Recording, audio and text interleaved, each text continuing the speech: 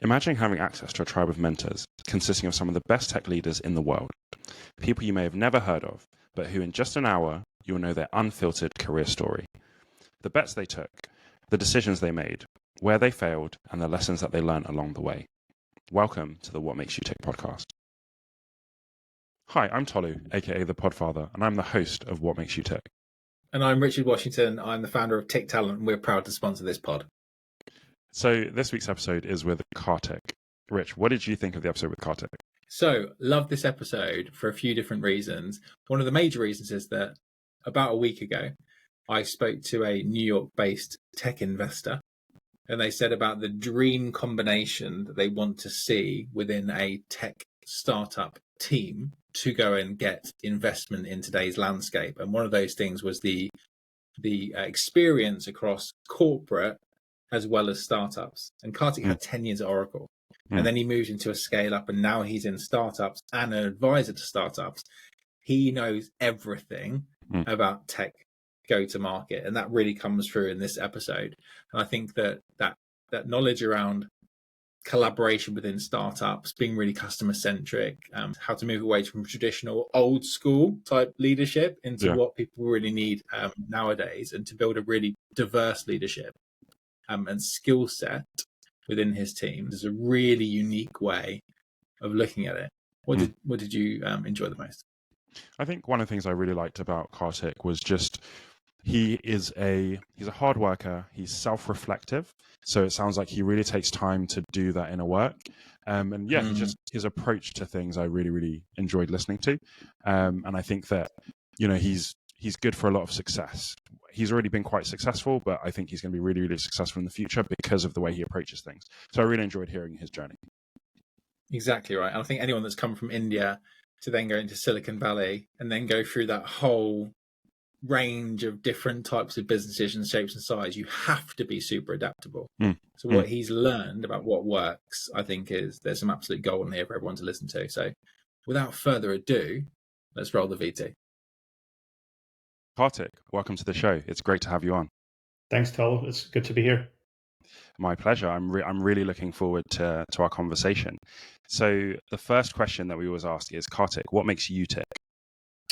Yeah, it's an interesting question. On the professional side, I'm fairly competitive, and it kind of builds on everything else. And then over time, with experience, I've kind of figured out that driving impact and problem solving is a big factor of what I crave. So I always go looking for trouble, which is not always a good thing, but it keeps me motivated. So I think that's what I would say keeps me going. Where do you think your competitive side comes from? It's an interesting question. I didn't think I had a competitive side. I think it's built over a period of time. I think being in sales, you have to be competitive. And I think it started early in my career. And it was, friendly amongst peers, but then over a period of time, you want to be the best. So I think it's exponentially grown, I would say over the last 15, 20 years more than anything. Yeah. Okay. And so how was it that you got into sales? I'd love to hear your journey of getting into that. Yeah. I didn't put a lot of thought into it getting into sales. I graduated, I did my undergrad in business and economics. And I just happened to find a gig that was more business development. And, in those days, it was literally knocking on doors, going door to door, selling your business. This was in the construction space. And that led to another company. And then eventually somewhere it clicked like, hey, I'm in Silicon Valley, so maybe I should be looking at tech sales. And so I got my first gig at Oracle in inside sales. And then, the rest is history from there. So, yeah. I see. And what was it when you first started that you actually found you enjoyed about sales? I think it was the interactions, right? And there was a sense of accomplishment. Like, a big part of sales is rejection and overcoming it. But when you get that win, it's that much sweeter. So I think that's kind of what keeps me going. And it's a question, surprisingly, that my family asks me every so often. My parents would be like, you seem stressed out. Why are you in sales? And I said, it's that moment. It's what people say about San Francisco too, right? It's always like foggy and gloomy. Why do you live there? But it's like, it's that one day of sunshine. It's worth it. I see. I see. And how did your parents feel in terms of you going into sales? So, for example, I'm from Nigeria, and there's kind of some expectations in terms of, whether it's doctor, lawyer, Yep. engineer, accountant. We have the big four. So, were there any Yep. expectations in terms of what your parents thought you were going to do, and was sales quite a big surprise for them? Actually, no, it wasn't. I think they were fairly open-minded, but I know where you're coming from because the rest of my family went that route. I think I'm the Okay. only guy in sales. If you look at my extended family, like cousins, everybody's a Wow. doctor, a dentist, a lawyer, an Yeah. engineer, right? And I'm the only guy on the business side. So I think it kind of comes down to where my interests were, and I never was somebody who wanted to do engineering or wanted to do medicine, and I thrive better in doing things that I'm interested in. Yeah. So I don't drag my feet. So not that I didn't give computer sciences a go in college or things like that, but I knew like very quickly in the first semester this wasn't for me. So they've been very supportive and understanding of that. And then it's kind of taken its course and have been fairly successful. So that gives them a lot of joy. That's amazing. It definitely helps when you're good at what you do, because I remember when so I was an analyst originally, and trying to tell people I'm an analyst, they're like, what does that mean? It doesn't fit within the big four. My parents were cool, but some of the wider family. But then as you start to become a bit more successful, then everyone's like, oh, my nephew, he's an analyst. And it's like, you didn't really know what that was 2 years ago, Yeah, and partly for me, right? I think there was a sense of growing up in college. So I moved out of Mm. home at the age of 18, moved to US by myself. We were in the Netherlands for a couple of years prior to that, and then before that, India. So when it came to academics, I think there might be some alignment in how schooling is in Nigeria and India, right? It's Mm. very academic focused. Mm. And I don't think I necessarily thrived in that. So I was at best a mediocre student. But when I came to the US, I kind of just learned responsibility, living on my own, and so on and so forth. Mm. So that's kind of where a lot of growth happened, and I was like, okay, hey, I've got to do something. I got to make something of this. So I just worked really hard at it. Were you scared at all moving to the US? Now, I mean, when you're 18 and you get an opportunity to move to California, like who says no to it? You're not It's not thinking about bad. the seriousness of the situation. You're thinking Yeah. about the coolness factor, even though there may be a lack of. But no, I was very fortunate. Obviously my family supported me for the first couple of years, and then Mm. I was able to kind of take things on my own. And you mentioned that you guys moved from India to the Netherlands. So how old were you when that happened? And how did you find that experience moving somewhere that's so different? Yeah, I think I was 13, 14 when I moved to the Netherlands. Okay. I moved to a British high school. That was a tough transition. It was like what was normal in India wasn't normal necessarily at a British high school. Mm. So there were definitely some challenges I had to overcome. You could call it culture shock, or you could call it something else. But then I slowly adapted. I think by the second, third year, I adapted, and then I graduated after my GCSEs. I went to a Dutch university, and then life was that much better. You had the locals, you had people from Asia, people from the rest of Europe, people from Africa. So then, that diversity gives you a sense of comfort in itself. Hmm. So Hmm. by that time, I was pretty comfortable in my skin. Mm. And what are some of the things that you took from your experiences in terms of, moving countries a couple of times that help you in your role and what you do now? Yeah, great question. I think a little bit of background. So even in India, I was an army brat. So we moved every 2.5 years, right? Wow. So there's a lot of adaptability that comes with Yeah. it. And I think in sales, you need to be fairly adaptable Mm. to every situation is different. You could be at the same company for like decades, but every sales cycle is different. Mm. Every person you interact with is different. Every challenge Mm. that you face or obstacle you come across is different. Mm. And there's various gradients as to how different they are. But I think adaptability comes into play, and then you kind of go with the flow. There's no giving up aspect to it, right? You have to make Mm. that move and change work, and I Mm. think that also kind of helps you become a stronger person Mm. from a sales perspective. So even in my career, when I look at hiring people as a sales leader, there's like 4 key characteristics that I really look at. Mhm. And I kind of create an acronym called C.A.R.E. So C stands for coachability. And it doesn't matter if you're somebody new or if you have 20 years of experience. I think coachability is really, really important because every new role in sales is different in its own way. adaptability, right? How do you adapt to situations? How do you adapt to problems that come up? That's really, and how you react to them is really important. R is for resiliency. I mean, you have to be persistent and resilient in sales. Like you have to like take the nose on the chin and then just go with the flow. And then E is just excellence, right? So, history of excellence and being able to tell stories as to what you've accomplished and how you've done a lot of problem solving. So I take a little bit of kind of that aspect to it. And then also coming from an being the army brat background, that's kind of drilled into you, the discipline of it, right? The planning that goes into it. And I think that drives my okay, here's plan A, plan B, plan C on every deal cycle, every conversation, which hopefully comes across and drives success. So, you mentioned about care. How is it that you look for that when you're going through the interview process or when you're thinking about promoting someone? How do you identify those things, especially in the interview process where you don't really know someone very well? How do you try and identify care within the interview process? It's mostly a scenario based. I think the excellence part is pretty easy. Is there a book of work behind somebody's, success? Like, can they speak to the deals that they've run? Can they speak to the experiences? Can they speak to the problems that they've solved for? And you can really dig deep and get the answer to that. And then also kind of drives the resiliency. Like, there's always leading questions that tell us about a time this happened or that happened. The C and the A is a little bit on the harder side, right? Coachability comes into you trying to understand how they interact with the broader team. So one thing I keep telling people in kind of my network and I guess my team is sales is a team sport, right? So you have to kind of look at the overall picture as to how you interact with everybody around you, right? Are you learning of each other, right? Are you adapting? Are you leveraging somebody's skill set to help you get to that next level, right? And then are you being that support for somebody else? So to give you the quickest of examples, right? There's the sales guy, then you have your solutions engineers, then you have your SDRs or BDRs or whatever you want to call them. I usually just bundle them in a pod and I hold them collectively responsible for the success of that particular region or whatever it may be, right?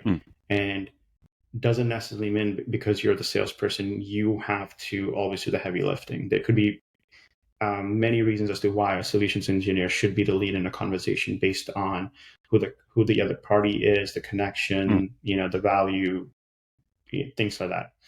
So I asked for those kind of scenarios. It's a bit subjective. I'll agree to that. But so far it's done me well. Obviously, there's always going to be outliers to that situation. That makes sense. Would you mind going a little bit into how you progressed through your career? So from that initial job that you talked about where you were going door to door selling construction to kind of how you progressed to where you are now. Yeah, so it's like almost a 20-year-old journey. So my first 3 years were in non-tech sales. Okay. And at some point, a friend pointed out, as buddy, you're in Silicon Valley. Maybe you should look at some of the tech companies and see what that does for you. So I started my journey with Oracle. I started in inside sales. I was there for a couple of years. I was at Oracle for almost a decade. So I did inside sales. I moved into outside sales. I did management for a couple of years. And towards the end of my journey, I left management because I was married by then. We were looking to, start a family. So, step back a little bit from the professional responsibilities to kind of focus on the home front. And then I went back as an individual contributor for a couple of years before I ended up leaving. So Oracle was an amazing journey. It was really, really tough. There's the old school sales and the new way of sales. It definitely taught me a lot of things. I'm very grateful to some of the then sales leaders that I worked with and worked under, who coached me through the entirety of the process, right? So that kind of gave me the right foundation. And, Oracle's a very big company. So I did platform sales, security, analytics, big data. So it gave me a platform to try different verticals, different technologies, enterprise sales to mid-market sales. So that was a really good journey. And at the 10-year mark, AI wasn't a big thing at that point, but somewhere in the back of my mind, automation was. And I was like, great, how do I diversify my skill set? So at some point, I don't become redundant just staying in one company. So like I said, I look for challenges, and I try not to be in the comfort zone. So I looked for the complete opposite of an Oracle, which was a company that is much smaller. It was a mature startup, open source versus proprietary software. And that's how I came to Puppet. It was trying to put myself in a sink or swim situation. And that journey was even better than I expected. I started Right. on the West Coast as driving their new business here in the San Francisco Bay Area. Then moved into a leadership role, and by the end of it, I was running about half of the Americas for them. Oh, wow. And I was very much enabled by my leadership team, the C-suite. Even today, some of those executive leaders are my mentors. I talk to them on a regular basis from a professional and personal growth standpoint. And actually, my time at Puppet is where I would say I gained a lot of confidence in my ability to do what I do and what I bring to the table, and the ability to take on more risks, right? And so a little over 4 years at Puppet, I was like, a great mature startup. What's next? And that's what brought me to Digitate, which is like kind of more in the early stages, not quite so much incubation, but I got hired to build a direct sales organization for them here in the US. So I was hired, and it's like they build your team, build your go-to-market motion, sales processes, so on and so forth. And that's kind of the journey I've been on for the past year and a half. So, Okay. I'm always looking for the next thing that will develop me as a person, as an individual, and a professional. Mm. Mm. So you mentioned that that it was at Oracle that you kind of stepped into management. Was that your first experience with management, and how did you find that? Yeah, first experience with management. A lot of lessons learned, right? The biggest one was not everyone's like you, so you can't expect your team to work and behave the same way you did. And what drove success for you doesn't drive success for them, right? So that was probably the biggest lesson I took away in the first probably 8, 9 months. It's like, why isn't this person doing X? Because I did X and I was so successful. So leading to each individual's strengths and weaknesses was one of the biggest lessons I learned. And what I do today in my approach as a sales leader isn't a vanilla approach by any means, right? I mean, you have your parameters from a sales metric standpoint that are standard. But what I do now is I try to understand the individual. Try to understand their personal goals. I try to understand their professional goals, where the alignment is. So it's literally leadership or coaching happens in relationship to that individual, right? Some people are extremely tactical, some people are strategic, some people are analytical, some people are just fearless, but they may be missing other areas. So you just have to analyze as to what their strength is and how you kind of lean into that strength. But then you're also helping and coaching them to become more well-rounded at the same time. So that was kind of the biggest lesson from my first management stint when I started. What you mentioned about finding out where the personal goals and the kind of organizational goals align, what do you do where there's not much overlap between those two things? How do you manage that, and how do you lead that? Most of the time there is, right? Most of the time that personal journey and professional journey will align. So I haven't come across, you always find a connection, right? Somebody's personal goal would be to provide for their family or travel the world or whatever it may be, right? And then you associate that to how that would align with their professional goals. Responsibilities they want to take on the personal side could be based on responsibilities they want to take on a professional side, right? I see. Or things they're doing really well on the personal side, like in a group activity or a community activity, you could leverage them. I'll give you an example. Back at Oracle, when I was hiring, there were actually a lot of learnings from my management time at Oracle. I started looking for diversity in my team, not based on gender or race, but based on personalities and traits, right? So I would say I had a media account executive, but the key role they played, I mean, they did okay, but they were never going to be the number one rep or the superstar. But I hired them because over a course of time, I realized that they were going to keep the morale really high.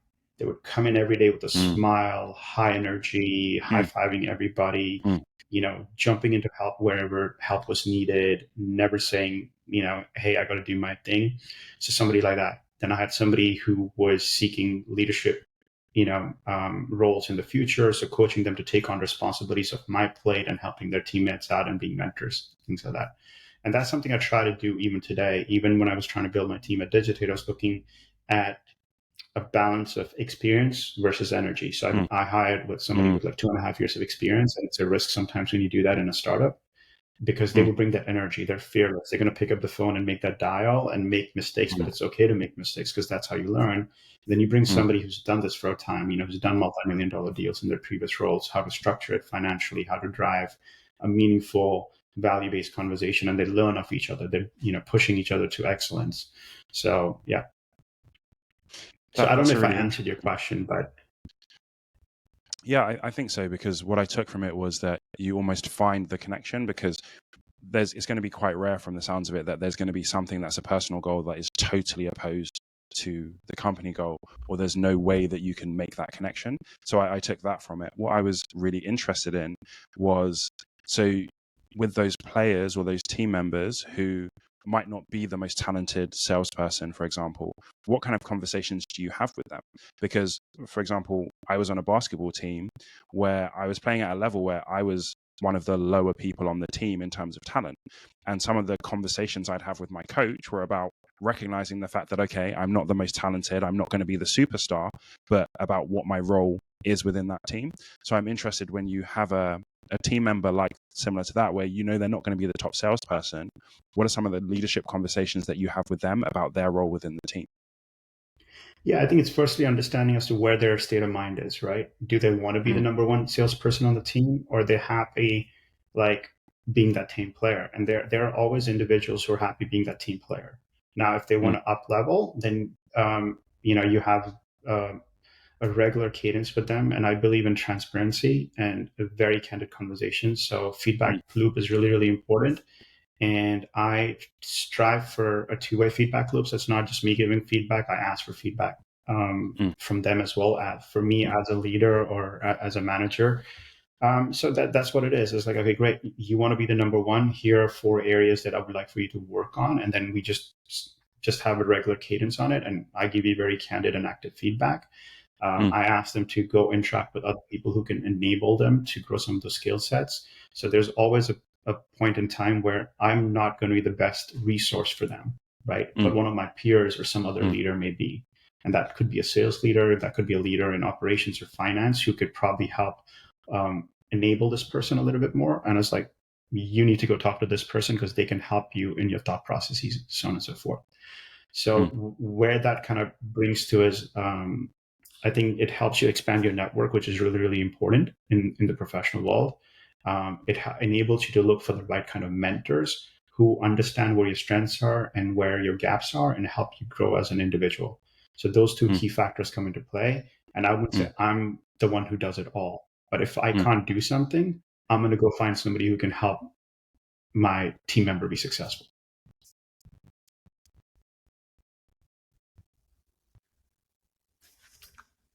That makes sense. I would love to understand a little bit more about, when you mentioned about mentorship, what was your journey with mentorship? When did you start getting mentored? I think there were varying levels. I think my understanding of mentorship was also a little bit naive or different when I first started. I would say true mentorship came about towards the end of my career at Oracle. So for the first 7 years, I had sales leaders I could go to and have conversations, but I wouldn't necessarily call them mentors, right? Because the way a mentor interacts with you isn't just about a sales goal or just about your job. It's kind of a little bit more holistic. They enable you to be a more holistic person and a professional. So I would say towards the second half of the journey, I started aligning with some people. And one key aspect of it is like, do they believe in who you are as an individual and what your capabilities are, and can uplift you and enable you to take on that next challenge, and not talk about that specific role or job. And I found some really good mentors towards the end of my time at Oracle. I have mentors from my time at Puppet, and then I've gone seeking for mentors outside of the professional environment, right? I'll go talk to somebody who's really good in their field, and I've reached out to them and I've had conversations, and then now they're just a sounding board for me, right? So it doesn't necessarily mean that your mentor has to be in sales or a sales leader or has lived your journey. It I think comes with experience. You start identifying areas where you kind of need help, and then you seek those people out. So how And have you I'm identified in aspiring the to past areas be that as a you might need professional some moving support forward or some would not guidance have on? happened if it wasn't kind of these conversations I had with mentors. Sometimes we tend to put a ceiling on ourselves, and maybe the ceiling shouldn't be there because you have more capabilities, or sometimes we aim a little bit too high, and somebody needs to bring you back to the ground and say, hey, it's not that you can't get there, but here's the reality of the situation. That makes sense. What are some of the kind of like life-changing things, if any, that you've gotten from mentorship? I think believing in myself was one of the biggest ones. And as silly as that sounds, having done sales and sales leadership for a really long time, and in my case, a couple of years ago, in my head, I had a ceiling of what I could achieve as a professional, right? And it was just through a lot of these conversations where that kind of ceiling broke for me a little bit, because if somebody saw more in me than myself, it made me kind of rethink as to how I should look at myself, right? So it's not to say like, oh, now like I'm aiming for space or anything by any means, but at least it told me that my capabilities are that much higher, which is enabling me to take some risks. And the career decisions I make, the professional path I take, is based on some of those realizations in the sessions I've had with the various mentors, right? And that is enabling me to take risks in my professional career, which I would have not dreamed of taking maybe 5 years ago. What would you say is the biggest risk that you've taken in your career to date? My current role, like going from a mature company to a mature startup to an early stage startup is a risk in itself. I have taken on advisorships for early stage companies as well. So I go work with CEOs on the go to markets and help them drive revenue. It's a risk in itself, and taking those challenges on and taking these additional responsibilities. So that's probably where I say, and the aspect of looking for a role that you haven't done before. So, I mean, sales leadership is sales leadership, but in a domain or in a vertical that you haven't touched before is a risk in itself. Because if you look at a sales career, most people will stay in their same bucket, right? So if you've done platform sales, you kind of tend to do platform sales. If you do security, you tend to stay in security for the most part, right? If you look at my trajectory, I did platform sales, I did security sales, I did analytics and big data. Then I jumped into DevOps. Now I'm into AI ops, right? I don't know what's next. It's all tech sales, but there's like different stories, different journeys, because when you're selling analytics and big data, you're not necessarily selling to IT, you're selling to the business, right? So you're selling to the CFOs and the CHROs and VPs of supply chain or whoever it is. Platform is very IT centric. DevOps is IT centric. AI ops could be IT centric, could be business centric, depending on what value or solution you're bringing to a corporation, right? So there's an IT aspect to it always, just because it's tech sales, but then your primary audience could change and differ. It enables you to expand your horizons in your understanding of how the world works as well, right? So, are there any common themes that you found in terms of selling across all those different types of tech and selling to all those different types of people? Are there any common themes that you found that have been consistent in terms of being successful in selling in those different arenas? Yes, I think the common themes comes down to being customer-centric, doing what's right for the customer. Early in my career, it was like, hey, we need to get this deal done by a set date because it's end of my quarter. I'm responsible for a number, right? So you're pushing the customer to work on your timelines. It wasn't about the customer. And as you mature, it was more about, okay, why does the customer need my solution? Is it really going to help them? And in what time frame? And that gives you a certain amount of confidence to be in a conversation. And it's okay to go to the customer and says, it's not the right time for you and our solution, right? And what that does is it builds trust with individuals. So I've actually had conversations where I've gone to a customer and said, I don't think it's the right time, it's the right match, or we can do what you need us to do, right? And there was no deal cycle, but now I've gone to a different company, I've reached out to the same individual, and now there's a certain amount of trust that I'm not there to just sell them some stuff just to and make walk money. away. I'm there for their benefit, right? So I think that's an important factor of again, it comes with maturity, right? So I make sure that the solution is right for somebody.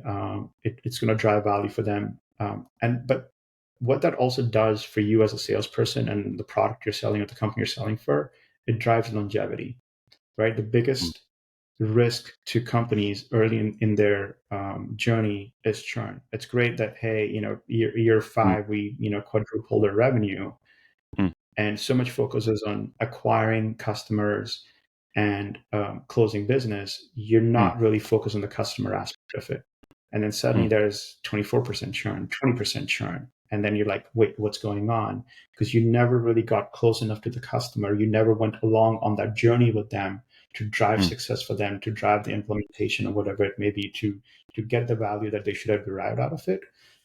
So that's another reason why you shouldn't just sell something for the sake of selling, because a year from now, they may not be a customer anyways. Yeah, that's so important. That's so important. What are some of the things that you've learned as you've made the transition into an early stage startup? So what are some of the lessons that you've learned in the last couple of years working there? Yeah, I think collaboration becomes really, really important. And I take this from my time even at Puppet. Now your team isn't just your sales team. It's your engineering team, it's your product team, it's your marketing team, it's your customer success team, and everybody has to come together on that journey. And the journey doesn't start once you have sold something. The journey starts when you're thinking of what you're selling and who you're selling to, right? Because the messaging has to be right. And then in an early stage startup, you have to pivot very quickly. I would say in my current role, we probably changed up our messaging 3 times in the last 18 months. Wow. Right. And not completely, but we made tweaks to it to drive better response rates, right? We're an AI ops company, and okay, it's a buzzword now. AI ops is a buzzword, just like cloud is, and just like Gen AI is. What does that truly mean? Okay, great. Let's pivot a little bit and focus on the problem statements. Okay, let's pivot a little bit and focus on the business KPIs a little bit. So I think you have to be able to make changes very quickly and not drag your feet, right? Because you have to be agile as an early stage startup. Large companies, that pivot takes years sometimes. In a small company, you should be able to make that pivot very quickly and drive impact, and also be aware that your actions can impact 4 other teams internally, right? So that's why you have to bring everybody on the journey with you to drive collective success. What would you say personally has been your biggest challenge in making the transition from kind of a more mature startup to an early stage startup? I think the biggest challenge is you don't know what you don't know. I don't know if that makes sense, right? But that's what I would say. It's, you don't have all the answers, so you lean in on your management, you lean in on your peers, you lean in into your network to overcome something. But it's not like there's a game plan. Yeah, and you can read a lot of books written by successful sales leaders and startup people and so on and so forth, but not necessarily the journey aligns completely. So I would say the biggest challenge is you don't know what you don't know. So when your team comes to you and puts a problem in front of you, you have to figure it out. And you may not always have an answer right away or the right answer, right? So there's a certain amount of trial and error that you have to do to say, okay, hey, is this going to fix what we need fixed? What would you say is your approach to failure? Because you were talking about trial and error. So how do you approach failure? I think it's a great learning lesson, right? Without failure, you don't learn anything. So it's okay to fail. It's okay to but make sure you do it the right way, right? You put a lot of thought into it. You're not reckless. You're not careless. You put some thought into it. You rationalize it, and it doesn't work. That's okay, right? And then you go back to the drawing board, and it's really, really important that you learn from it. So never been afraid of failure. I think you make decisions, and I've made decisions. I think we all make decisions, especially in a leadership role, that will not necessarily go in your favor, and you just have to pick yourself up, analyze it, what went wrong, where could we have done things better, and then just make the corrections that you need to make. And I think the biggest thing is like, and it's I have a young daughter, and sometimes I let her make mistakes. She's only 6.5, but you telling them, hey, don't do this, sometimes doesn't necessarily work. They'll still go do it as small kids, but then she'll go through an experience and she'll learn from it herself. And it's like, okay, I should be doing that. So it's very similar. I think without failure, you don't take key lessons. What would you say has been your biggest success as a leader? It's usually, I see it as, again, collective success, because when you say it's a team sport, it has to be collective success. So it isn't about just me hitting my numbers. It's how well my team does, and how well the broader team does. So, for example, at Puppet, 2 years in a row, my team was the top team, 1 year globally, 1 year in the Americas. And when you have 75 to 80% of your team being successful, hitting their quotas, making President's Club, being the top reps, being promoted, that's kind of where things come into play. And then they can move on to other roles in different companies and grow professionally. Or you see that alignment between personal and professional goals come to fruition, whether it's materialistic, financial, or emotional, whatever it may be. So I think that's kind of where I see as a success. Obviously, as a salesperson, there's the commercial and the financial aspect to it. That's why we're in sales. That's why we go through the pain that we go through on a day in, day out basis. But I think it's that true collective success that's really, really important. So if my team is successful, I'm successful, right? If they're not successful, guess what? I'm not successful. You're not successful. And the math speaks for itself. There was something you'd mentioned earlier about, where the leadership team almost like put their faith in you in terms of leading what you're leading. So I'd love to hear a little bit more about that scenario. I think it was when you were moving from Oracle to Puppet. And I think you said at that point that the leadership team kind of put a lot of faith in you. So I'd love to hear a little bit more about that and how that felt from your side of things as well. Yeah, and so that enablement aspect comes to, so the way I would put it is, you don't have to be a senior leader to drive change in your company or drive impact. And that was something I took away from that. I realized a gap in the go-to-market strategy that we had, specific to my region, I wouldn't say globally. I analyzed it. I figured out that it could help us drive organic growth, which is new logos. It could help us drive better customer intimacy with the existing customers we had and reduce the churn. And you had to really go out there and put yourself at risk a little bit, right? Put the company at risk a little bit in some of the things you wanted to do. There was money the company had to dish out to drive some of these things. And it was, again, an experiment because nobody had done it before. But I got the backing from all the way from the C-suite. Initially, they were like unsure, hey, is this the way we go? But I spoke to my peers on the solution engineering side. I spoke to folks on the support organization. I spoke to folks on the customer success side, product side. I said, hey, if you can do a couple of these things, I think we can do better. And some of them jumped on board and said, like, hey, let's try something new. Some of them were a little bit skeptical, but in the long run, it kind of came together, and it started getting adopted, more broadly across the company, right? So I actually even won an award at Puppet for having an impact on the go-to-market strategy, for example, right? So that wouldn't have happened if the executive team and the leadership team and the cross-functional team leaders weren't willing to enable you, right? And listen to you and listen to new ideas.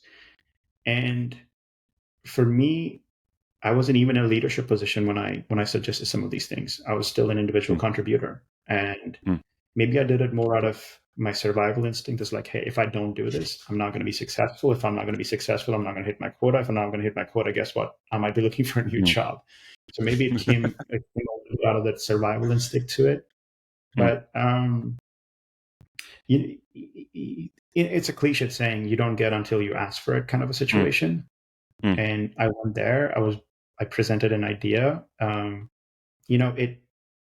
It matured over a period of time. It wasn't perfect initially, and then we tried something and we made tweaks to it and those learnings. But yeah, that was my biggest takeaway. And you can be an individual contributor and still drive change and impact, as long as you have the right organization and organizational culture around you. Do you have any advice for someone who's in that situation in terms of what they should do, how they should do it? Yeah, couple of things, right? As salespeople, we're all held accountable, right? As an individual or a sales leader, there's accountability that comes on you. There should be no reason that accountability isn't a two-way street. You should be able to hold your leadership accountable. You should be able to hold your product teams accountable. You should be able to hold your marketing and your customer success teams accountable. So I think it's a two-way street, and I think it helps you build the team dynamics that could actually drive success, right? So if I'm struggling to move the needle somewhere, can I leverage my executive team to align with the executive team on the customer side in a meaningful manner to help drive me to the finish line? Can I leverage their network within my region to help me move the needle or get some warm introductions? There's only so much cold outbound sales activity you can do, but if there's an easy line, I'm not afraid to put my executives to work. I actually kind of lean into it, but it's got to be meaningful. You can't go to your CEO and say, "Hey, the CEO of this other company, you mind lobbing a call in for me?" That's not how you should do it. It's more like, "Hey, look, here's the effort I put in. I think there's a real business case why this company will benefit from what we're doing. Here are all the people I've spoken to, right? And here are some of the challenges I'm facing. And based on interaction from a top-down aspect of it, I think it can really help move that needle to that next level. Are you willing to help me out?" And very rarely is there an executive who's not going to help you out, because, again, your success is their success, right? So as long as it's not a call like, "Hey, can you lob a call in for me and see if we can make some magic happen?" There's a proof of work behind it. There's a reason for making that ask. Make that ask, right? And people are very afraid to get their senior leadership team involved, either because they feel they'll lose control or they feel that they'll get charged. Because sometimes under the radar is best, because you don't want to go to a meeting with your C.R.O, CEO, and then there's always that nervousness to like, how am I being judged in this meeting? Hey, worst thing is it's not going to go well. You're going to get some lessons out of it. You're going to get some feedback and you grow as an individual. Best thing is you're going to hit the goals that you set for yourself. And I think people often give up the opportunity to hit those goals to avoid the possibility of getting that constructive feedback. I did it early in my career, I'll be honest, right? It's like, I shouldn't raise my hand and ask this question because it could be a stupid question. And that's the other thing I would say is, there is no stupid question. If you're unclear on something, ask. It's okay for me as a sales leader to be repetitive. Now, as long as there's genuine effort on an individual's part to take that information in and take the learning in and learn from it, and not be combative in any sense, ask that stupid question. Hold the broader team accountable. And like I said, I think I gave you that example is, for me, I hold the sales rep, the solutions engineer, the SDR equally accountable. So when they're presenting their go-to-market plans, I see who's doing the talking, how much input is coming from the other team players, how invested are they, do they have an equal role, do they not have an equal role? So I kind of judge on that. And then, where teams work together, they're successful, or those pods work together. I really liked what you said about if you're going into that situation, for example, with the senior leadership team, it's that thing of this is what I've tried so far. This is the work that I've done so far. And this is where I'm at. And this is what I need help with. So tying that in with what you said about there's no stupid questions, I feel like, especially like when you've done something beforehand to try and understand, because I feel like sometimes people may not want to have done the work beforehand and be asking all the questions when also some of that stuff is also available, especially if you're going through the process of trying to figure it out for yourself.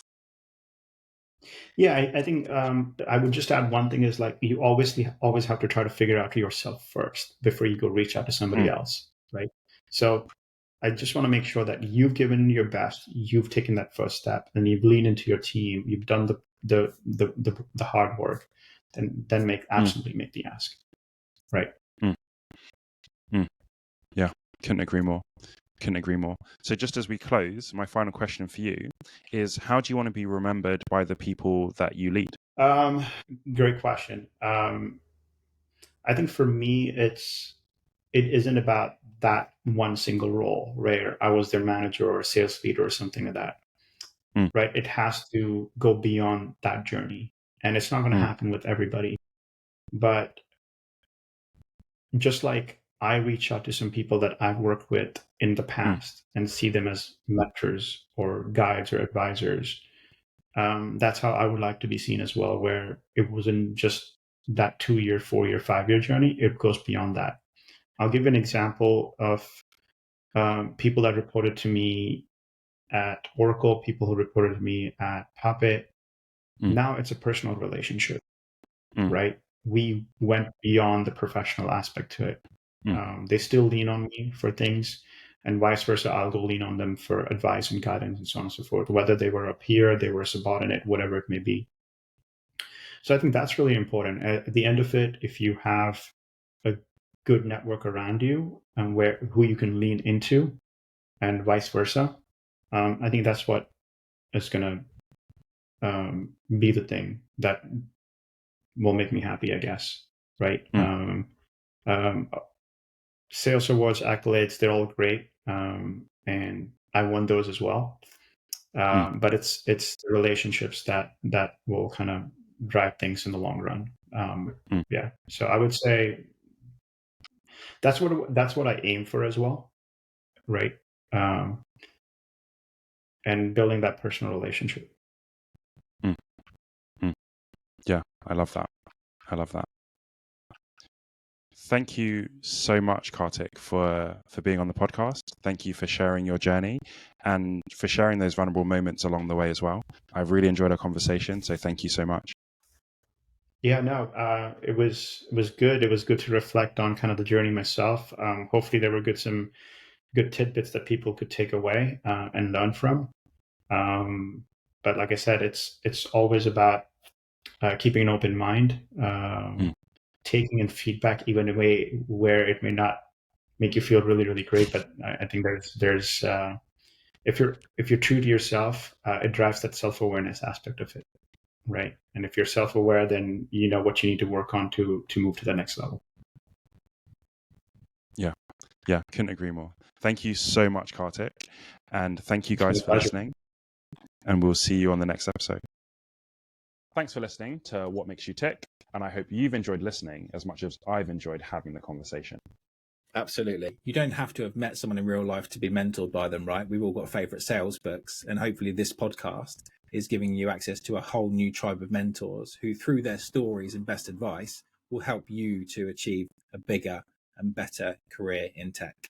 So if you want to never miss a beat, subscribe now, and then you'll get notified as soon as next week's mentor releases their story. Thank you so much, and we'll see you on the next episode.